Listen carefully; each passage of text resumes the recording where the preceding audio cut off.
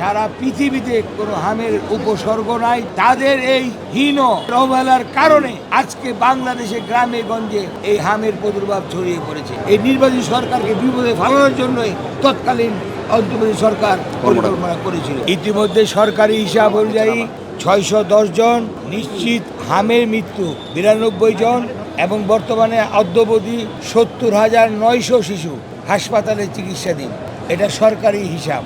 বেসরকারি হিসাবে আরও অনেক। তৎকালীন অন্তর্বর্তীকালীন সরকার তাদের কাজের অবহেলার কারণে, ব্যক্তি স্বার্থ চরিতার্থ করার কারণে, হাসিল করার কারণে ইউনিসেফের সরবরাহকৃত ভ্যাকসিন আমদানি বন্ধ করে দিয়ে টেন্ডারের মাধ্যমে প্রক্রিয়ায় গিয়ে ভ্যাকসিন আনা বন্ধ করে দেয়, যার ফলশ্রুতিতে এই মরণব্যাধি, এই সংক্রমণ, রোবেলা ভ্যাকসিন না এনে এই হাম সারা বাংলাদেশে ছড়িয়ে দিয়েছে।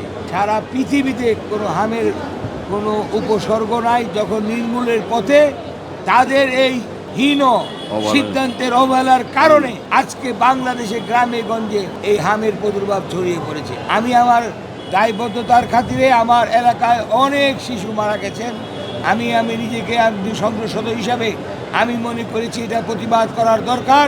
সেই হিসাবে আজকে আমি মাননীয় আদালতে এসে যারা এই বিষয়ে দায়ী, যারা এই বিষয়ে দোষী, তাদের দৃষ্টান্তমূলক শাস্তি দাবি করছি, যাতে পরবর্তীতে কোনো সরকার বা কেউ আসতে বাংলাদেশের কোমলমতি শিশু এবং জনগণকে নিয়ে চিনিমিনি খেলতে না পারে, তার দৃষ্টান্তমূলক একটি বিচার আমি দাবি করছি।